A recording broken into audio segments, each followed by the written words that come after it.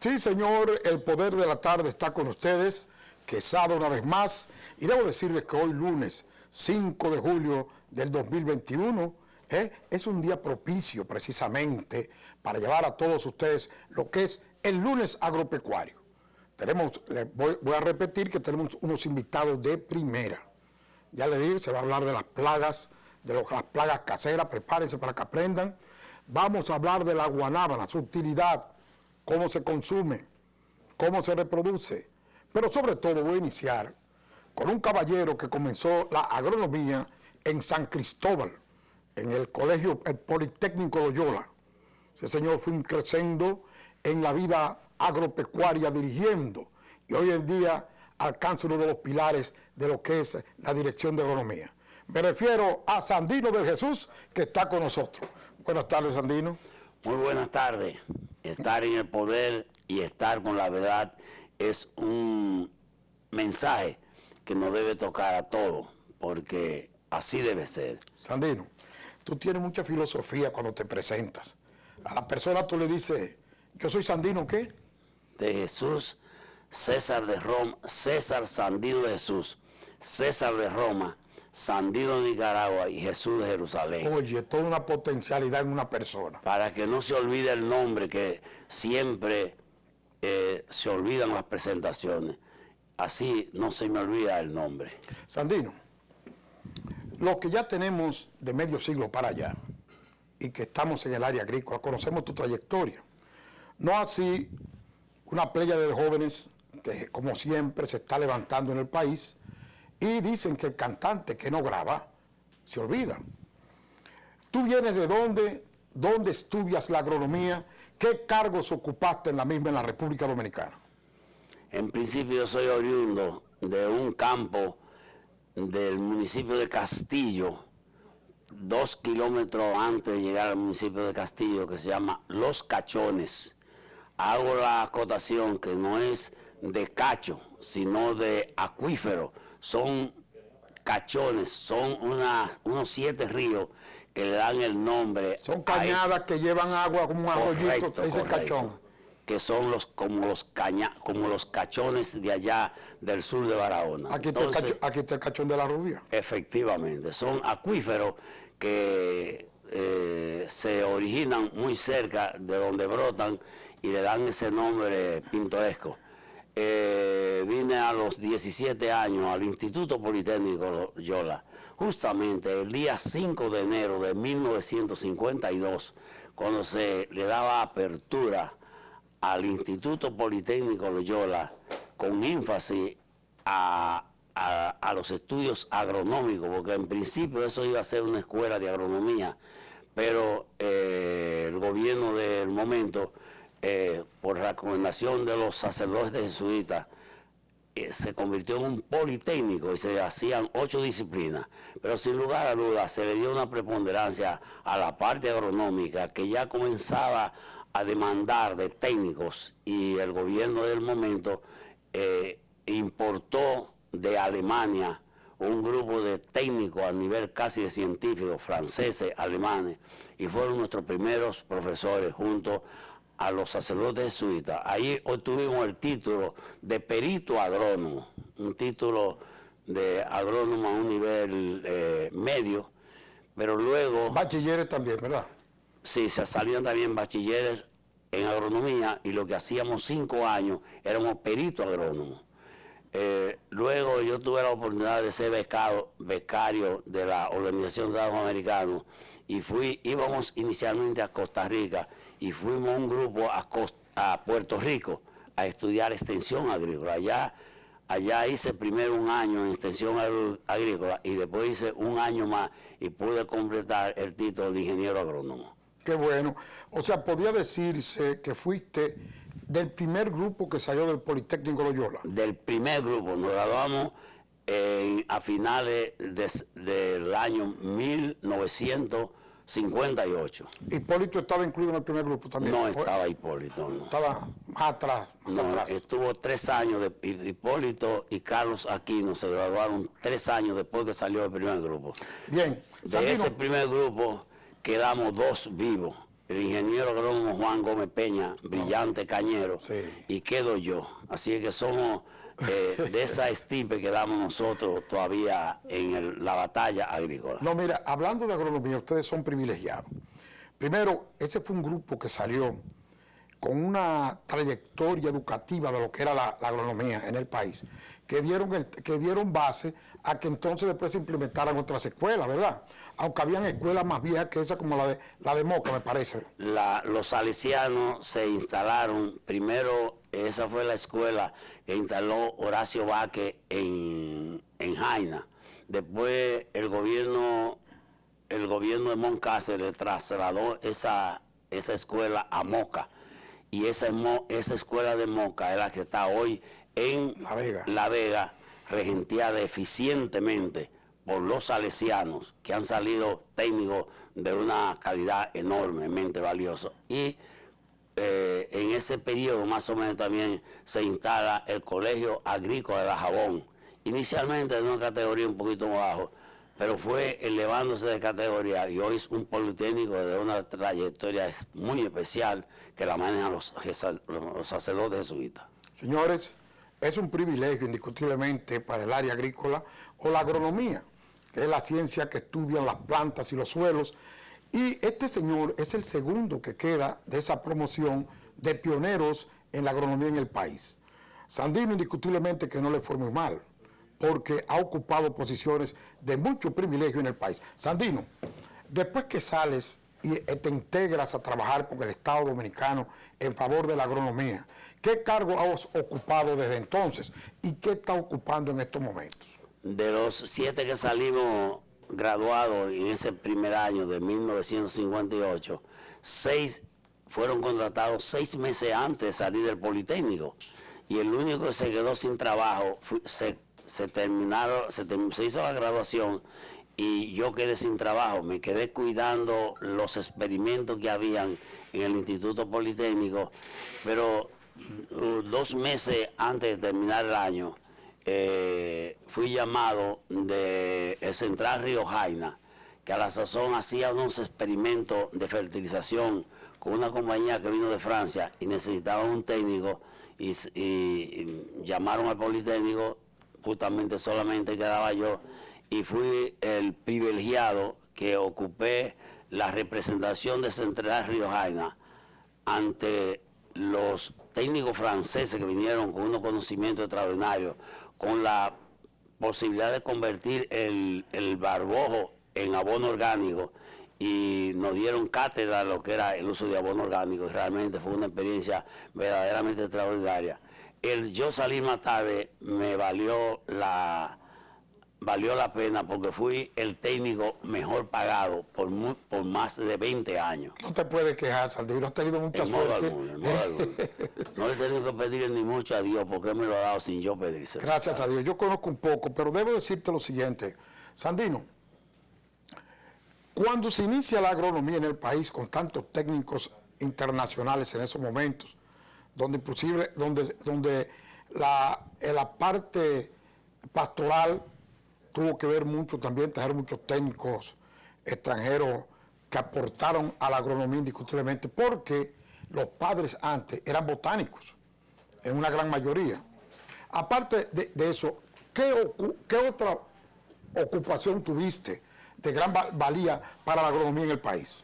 Bueno, estuve dirigiendo una de las divisiones de Central Riojana, la división Boyá, que tenía una superficie cultivada de caña de 250,000 tareas, y ese fue mi primera prueba de fuego. Después yo salí, después me fui cancelado allá por un coronel del ejército que administraba el central, y pasé a trabajar al ministerio, a la Secretaría de Estado de Agricultura. De ese sueldo lujoso que yo tenía en Jaina, vine a la Secretaría de Estado de Agricultura como encargado de distribuidor de fertilizantes. Y entonces comencé con 90 pesos. Eso es una novedad, el fertilizante de esa época, ¿verdad? Bueno, fertilizante artificial. La novedad era tan grande que los agricultores le dábamos muchas veces el fertilizante regalado y lo encontrábamos en la cañada, porque los agricultores decían que ellos no iban a salar sus terrenos con la sal. Así que fue una labor de educación para que el agricultor comenzara a usar fertilizantes y pesticidas. Los gusanos muchas veces lo ensalmaban porque creían que así lo alejaban de la cosecha. Sí, no sabiendo que ese ensalmo no es más que la larva tiende a caer al suelo para acabar de reproducirse. Pero más adelante, aquí hay un experto en eso que va a hablar sobre ello. Mira, Sandino, qué bueno es tenerte porque estás hablando de los principios de lo que es el agro en el país, técnicamente hablando. La extensión llega luego. ¿Cuándo es que se implementa en Santo Domingo la extensión de la cual yo sí fui un enamorado? Yo salí fue en el 80. Bueno, ¿cuándo llega la extensión? A medida que fueron saliendo técnicos a estudiar fuera, sabes que hubo una veda prácticamente para la salida de los técnicos fuera por el gobierno de Trujillo. Entonces había una cantidad de becas acumuladas y todos los organismos internacionales abrieron la puerta y eso permitió que la mitad de los técnicos salieran a estudiar. Y se da el caso específico que Fernando Álvarez Bogar envía 40 técnicos a Texas, donde surge el primer grupo de los graduados en Texas 3 años después. Igualmente tuvimos el aporte valiosísimo de los técnicos de la Escuela Panamericana de Honduras, que venían mejor ensamblados. Entonces esos técnicos servían de maestros y así se fue fomentando. Un momentito ahí. ¿Por qué venían mejor ensamblados los técnicos de Honduras? Bueno, venían mejor ensamblados que lo que fueran las escuelas de maestros de cultivo que habían aquí. Ya había había un técnico incluso extranjero que daban clases en Zamorano, y Zamorano ha aportado al país durante unos 60 años, unos 200 técnicos, que junto a los que se formaron en el Politécnico Loyola y los que vinieron ya preparados, que salieron fuera, conformaron lo que es hoy día el avance extraordinario, y lo digo con toda la energía posible, de que nosotros, los técnicos de estos últimos 50 años, hemos hecho que se conozca la verdadera tecnología agrícola a nivel de la agricultura científica, como es la de ambiente controlado. Vengo con una pregunta a buscapié. Estás trabajando en el Estado, tienes una categoría allí, ¿cuál es la que ocupas? Para luego tirarte el buscapié. Dime a ver. Yo en estos momentos soy secretario ejecutivo del Consejo Nacional de Agricultura. ¿Y qué es el Consejo Nacional de Agricultura? En el año de 1965 ya se estimaba que el crecimiento agropecuario demandaba de modificar la estructura que dirigía la política agropecuaria. Y un grupo de técnicos valiosísimos se unificaron y le vendieron la idea a Héctor García Godoy que se modificara la estructura agrícola, y así se hace mediante la ley número 8 y se crean las direcciones regionales. Hoy en el país hay 8 direcciones regionales, que son casi 8 pequeños ministerios regionales, y eso contribuyó a descentralizar. Todavía no se ha logrado 100% la centralización, porque cuánto trabajo da romper esos tradicionales moldes de la burocracia, pero sí se ha avanzado muchísimo. Entonces, aquí ve el buscapié. Lo prendí. Oye lo que te voy a preguntar. Estás en el Estado, has estado en todas las esferas del desarrollo agropecuario. ¿Cuán diferente es las 3 etapas que has dirigido, y si tú crees que estamos avanzando o no hemos atrasado más en lo que es la agropecuaria, principalmente saliendo de lo que es la retórica de la misma, de la Secretaría de Estado de Agricultura? La dinámica de la vida, reza un gran sabio, que en la vida quien no crece perece. si no hubiéramos estado creciendo en el agro, hubiéramos perecido. Y a nosotros nos toma esta pandemia con suficiente alimento para enfrentar ese difícil momento. Nosotros nos damos el lujo de decir que este año nos vamos a acercar a producir 15 millones de quintales de arroz. Óigase bien, 15 millones de quintales de arroz. Y nosotros estamos acercándonos al 90% de producir lo que consumimos. Esos son logros verdaderamente extraordinarios.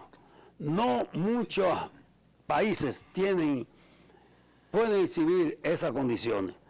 El día que yo vi en Asua que una tarea de tomate Barceló podía producir 100 quintales por tarea, yo ni lo quería creer y yo dirigí esas investigaciones.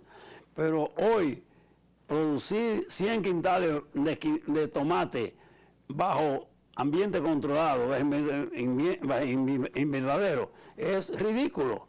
Hoy, en 50 años, hemos cambiado la medida, la forma de medir, de cuantificar lo que puede producir una tarea. Hoy se habla de metro cuadrado, porque los invernaderos se miden por metro cuadrado. Y usted dice, ¿cuántas libras o kilos de tomate puede producir un metro cuadrado?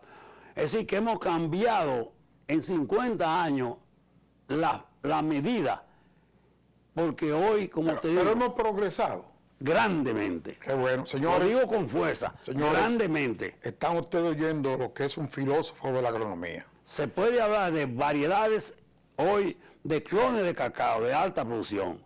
Se puede hablar, después que nos castigó grandemente, en lo cual hubo un poco de descuido con la roya del café, hoy estamos hablando de variedades ya resistentes, y hay más de 100.000 tareas de café de variedades resistentes, variedades que se han estudiado y son variedades que van a enfrentar la roya y nos van a elevar al nivel en los próximos años de ser nosotros, volver a ser un país productor de café. Señores, estamos con Sandino de Jesús, quedan 2 agrónomos de esa etapa, de los primeros agrónomos del país, salidos de Loyola. Les hemos traído para que ustedes le oyeran precisamente las anécdotas y la sabiduría que ha obtenido él a través de estos años, y como un gran político y filósofo que está en agricultura y dice que hemos progresado más. Señores, Sandino, un placer haberte tenido por aquí. Pero quiero decirte que... Perdóname, haberte tenido por aquí porque así que lo creí, pero no antes de tú decirle a las nuevas generaciones qué se debe de hacer y de darnos cierta explicación de los productos que ahora mismo están en gran oportunidad de mercadeo. Quiero señalar que de la Secretaría de Agricultura, del Ministerio de Agricultura, no solamente se puede hablar de la parte genuinamente productiva, porque hoy el Ministerio de Agricultura está ignorando las cosechas de ajo nuevamente, recientemente. Creo que hoy se estaban entregando los dineros allá. Se ignoran 7.000 millones de pesos en arroz, que es un departamento que se maneja allá dentro del ministerio. Es decir, que a veces hay cosas tan valiosas en el ministerio que no solamente es producir, porque yo incluso cuando hablo del progreso extraordinario que ha habido en la parte genuinamente agronómica, a veces me quejo que ese progreso no ha ido a la par con la mercadotecnia. Si nosotros hubiéramos avanzado en la parte agronómica, lo que se ha avanzado en la comercialización, lo que debió haberse avanzado en la comercialización, estuviéramos mucho más lejos, porque muchas veces hemos visto que nuestros agricultores tienen dificultades en colocar sus productos por falta de canales de comercialización. Hoy se están fortaleciendo, pero quiero decirte que el Ministerio de Agricultura, hoy por hoy, y con la dirección en su actualidad de un ministro agricultor de conocimiento y de flexibilidad, se está avanzando grandemente en armar esas coyunturas, como te decía, de la pignoración. Aquí, ¿cuánto se ha hablado del ajo en los últimos años aquí? El ajo el ajo se va a producir gran cantidad, enormemente, en la República Dominicana, pero se ha hecho un nicho de comercialización, porque se le está dando pignoración y se le está dando Gracias, Sandino. Qué bueno que esas noticias que tú hayas dado sirvan de estímulo, porque el medio ambiente no anda muy bien en el país, y tú lo sabes. Estamos hablando de medio ambiente en general. Sandino, más que un placer, hermano, de haber estado con nosotros. No quiero cerrar este verdadero espacio tan importante para el país sin decir que el fomento de la castaña de masa es una realidad y que va a transformar en gran parte el devenir agrícola de la República Dominicana. Gracias, señores. Vamos a una pausa comercial y volvemos con El Poder de la Tarde. Adelante.